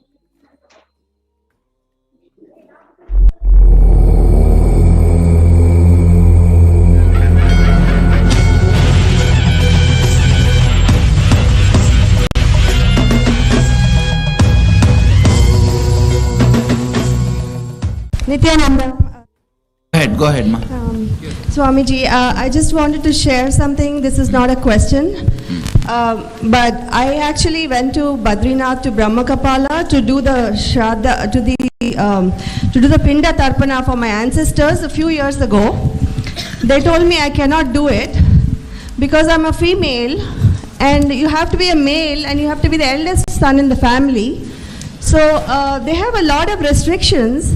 So it's not very easy to do those, and I think the Maheshwara Puja, it's just we sit right here and it just happens. We don't have to worry about, and nowadays the roads are not even accessible very easily to these places. No, not only that. You see, listen, in that rituals, in the 13, anything related to the dana women can do, like a godana, budana, swarnadana, vastradana, annadana and all. Rituals, basically women are not allowed to do in the later days of Hinduism. The post-Shankara time, the all rituals were banned for women. That is the reason this rule came. Okay. But originally in the Upanishads and Vedic period, there are records, women doing Shraddha and even last rites. There are tons and tons of records and enough of records. And even the Shraddha mantra, in Shraddha mantra, where the priest asks the person who is giving Shraddha to hold the rice and the til, he addresses male and female. Please understand, he addresses masculine and feminine. And there are at least few places we have enough references and enough of evidence where women were asked to give Shraddha and participate in the rituals. Now what you are saying that in Badri it is not happening is just the recent times, maybe last 600, 700 years, the male chauvinistic. That is the reason the Shraddha was stopped for women. You guys take this reference and go and do Shraddha in Badri and tell them, my Guru is Mahamandaleshwar, he has given this reference. You tell whether this sutra is right or wrong. Yes, Swamiji. Is this sutra original? Is this mantra original? Yes. He says, yes, it is original. Then allow me to do Shraddha. That's all. Yes. Swamiji, Pitru Doshat Kaga Pandra Puja, Maheshwara Puja is the same? Yes, it's one and the same. Swamiji, what if we don't have any photos or any birth time? No, I cannot do Maheshwara Puja. You have to have either birth chart or the photo. Without that, I won't be able to offer. Swamiji, go ahead. While in Kailash, with you, we pay Tarpana, what are the... Then I think that's enough. That's enough. Okay, second is, when you say they will be relieved of all the, after the Maheshwara Puja, relieve of all the karmas. I thought it's only the incompletion. All your karmas are actually incompletion. Even the past life? Yes. Okay. Even the need for breathing is an incompletion. No, but my question is this. In the present life, there are the incompletions, let's say. But the karma is also from the previous life with somebody else. In the past life incompletions only, you bring it as a karma in the present life also. With the same soul? May not be same souls, but the carrier is the same soul. Na? See, for example, past life you would have had a fight with your husband. This life you may be having a fight with your wife. But the pattern is same in as far as the recording inside as a karma. Right, but it's like my father. I might have incompletions which I took care of in Kailash. That's all, that's enough. Right, but his previous jalma, what happens to that? I say, when in the Kailash, when we gave Shraddha and all, whatever is other baggage he has, that also will melt down because we have given it in an elaborate way. Don't worry. Thank you, Swamiji. Swamiji, you said 13 days, within 13 days if you give do Shraddha, the soul which is born will get released of all the karmas. And suppose he has taken another birth and within that 13 days if we do the Maheshwara Puja, he will, in another body he will get enlightened and leave the body as well, or? No, he will leave the body and he will not have karma. He will not take another one body, which means enlightenment. Okay, but that life he... No, that body which he has taken itself will be dead. Okay. The child will be dead within maybe 4 or 5 days. Even if it's a healthy baby, the moment you have done Maheshwara Puja... So, the milk he drank, he will digest for 3-4 days and that's all. How about the incompletion that the parents have towards the... Each soul is an individual soul and their journey matters. They will have another one kid, that's all. The individual soul's journey is more important than any relationship related thing. That comes as first priority. Second only this. Swami, ஒரு சின்ன சந்தேகங்க. What happens if the 13 days passes away? If the 13 days is passed, I won't be able to liberate that child immediately. The further accumulation of the karma and the incompletions can be reduced. Life will be better without the influence of this load. That's all. But immediately the child cannot be liberated and all. So if something happens, we have to do it within 13 days. Soul will leave the body. It will not take one more birth. I'll cut the U-Haul service. Not only that, even if the road when I am traveling, if a dead body is being taken, that's all. Anything falls into my breathing space, even without knowledge, by accident, means when I am driving, there is an accident in the road and the body is still there, means over. That fellow is liberated. He can't have one more body. Because the U-Haul service will be disconnected. My breathing space is such, all U-Haul service will be disconnected. Means the karma carrying umbilical cord will be disconnected. So that cannot survive in my breathing space. So Swamiji, all the bodies that when we are sitting in Manikarnika Ghat, whole thing is liberated. Whole thing is liberated. Yes. All these fellows are liberated. At least 40-50 were there. More than that. Swamiji, when I was in Hardwar, there was a sadhu who was on the bridge, and I put some money under his coat, or his blanket, and I realized that night that he was dying. So I went back the next day, and I checked on him, and he was almost dead. And when I put the mala, I took off my mala, and I put it on the top of his head. He shuddered, and he died. It is good. It means you liberated him. You helped him to free. You put him in connection with me before he was dead. That's good. Go ahead. Swamiji, you said the souls, even as long they're in their breathing space, they get liberated. So does that mean it only can happen in your physical presence around your breathing space? No. In my physical presence happens. When I connect with them also, that they become part of my physical presence.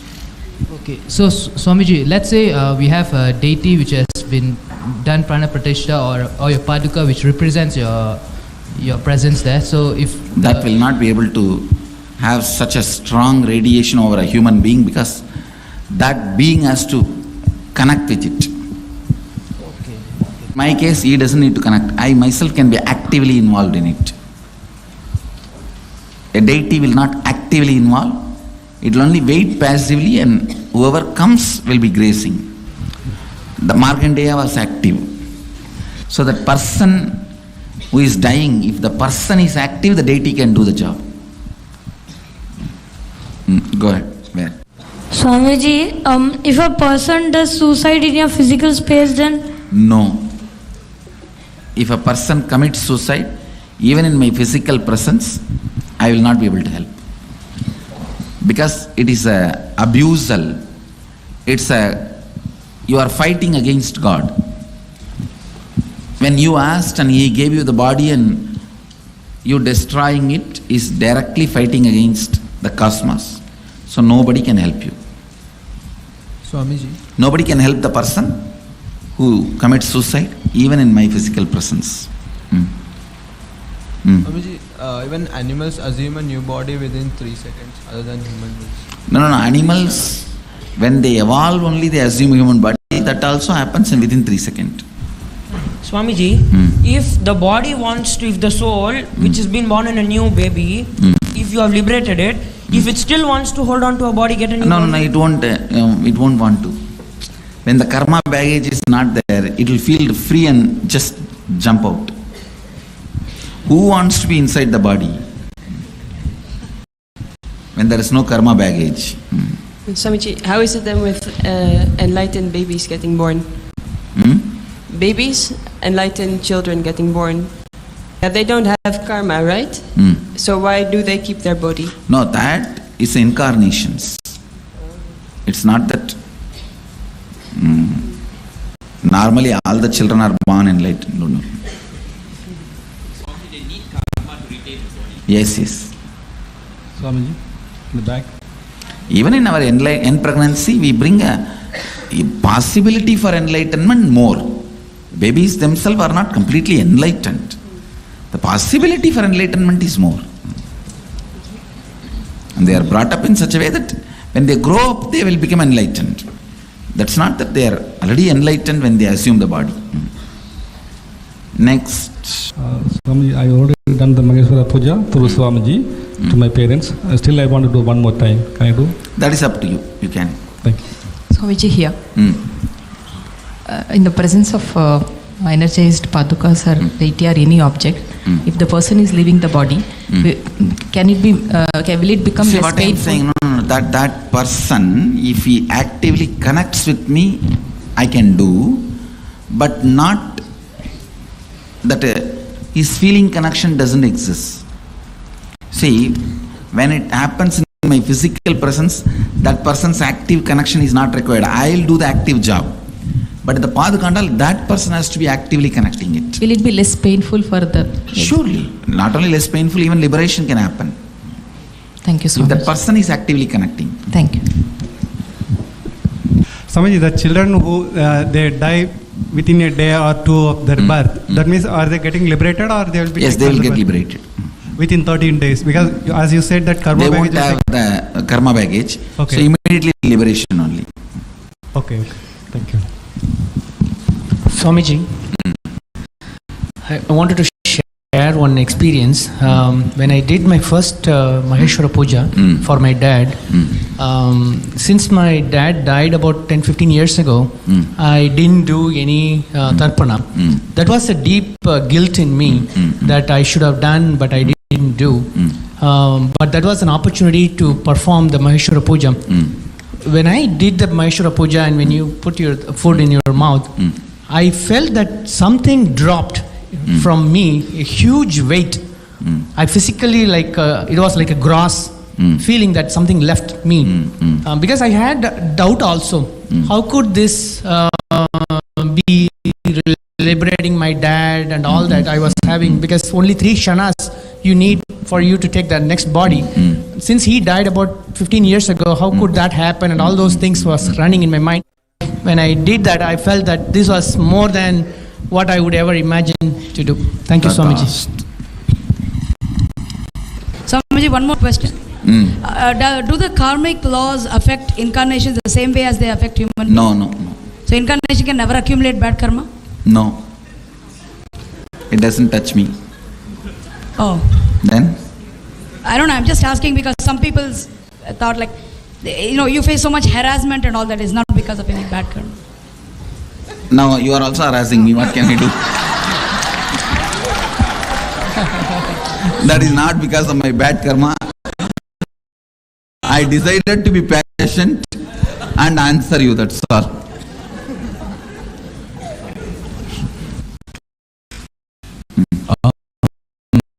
I have a question about in medicine, like assisted suicide.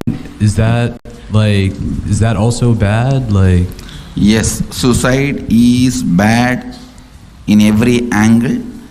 The Vedic tradition, Hinduism does not accept suicide in any form. So even if the person's suffering, you shouldn't do that. Even if the person should be kept alive with all possible available scientific inventions, discoveries as long as possible. And if doctors should not do euthanasia. Yeah. Mercy killing, doctors should not do. At least for all my disciples, I tell you guys, even if you do mercy killing, you will be prosecuted for murder in the cosmos. Okay. So never ever do that. Okay. Never ever do that. Yes. All doctors, please do never encourage mercy killing. Never be part of the mercy killing. Don't even be a passive partner in the mercy killing process. Cosmos records it as a murder. So even if your country law accepts, cosmic law doesn't accept, so you step aside. You tell them, my religion does not agree with this. For religious reason, I will not approve or encourage, be part of it. You be very clear about it and step aside. It is straight murder. It is straight murder.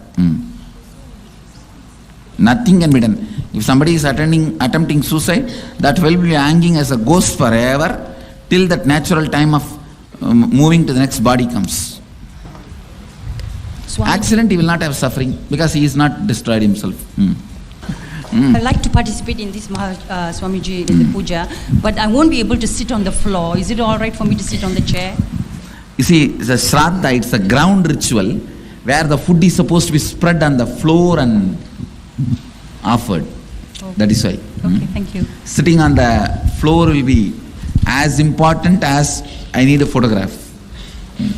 Can I offer the puja to my husband's grandparents who I've never met? Whom you never met. Yes, you can offer. I had two questions. One, is there a Hindu position on organ transplants, lung transplant, heart transplant? The Hinduism is very clear. It accepts organ transplants. Okay. Second, what about hospice care? If a patient is dying and wants to just take hospice care is accepted in Hindu tradition. It is encouraged. Okay. Thank you. As much as possible, the patient should be kept alive. Swamiji, how about aborted life? Aborted life. Actually, life enters only when the baby is coming out of the mother's womb. In that 3 seconds only life enters. When the baby tastes this prana, the breathing, the breath of the world, only at that time life enters. So inside the heart beating and all is an extension of mother's heart, mother's life. Thank you. In one body, please understand, inside one body, two lives cannot exist. Swamiji, there is a condition of newborn baby where the kidneys are not developed, so the lung is also not developed. So the baby is put on the breathing machine support, and the whatever 24 to 30 hours the baby was there on the support. So there is not a clear, we were unable to see whether even adding a blood pressure support medication for a low BP, whether will prolong the baby's life or not, because the lung is not developed, so the baby is going downhill on the breathing machine support, which is considered maximum for the breathing aspect. So you have done everything best and then baby dies, no problem. But anywhere you lacked, it is murder. That's all. We were not sure at the time whether even adding the blood pressure support medicine. No, what I am saying, you had certain medical intelligence. With that, honestly, you supported only life. Okay. That's all. Sure. There ends. Swamiji, one more question. The brainstem death which we certify, even then, the body should be kept as much as possible. Because after the group of specialists certify the brainstem death, they actually withdraw the breathing machine support and all the medications. So, is it considered? Even that should not be done. Okay. Till the heart settles by itself. Okay. Should be supported. So, brainstem death is not considered a natural. No. Okay. It's not death. Okay. Thank you. It's only a type of a karana sharira, the coma, causal coma.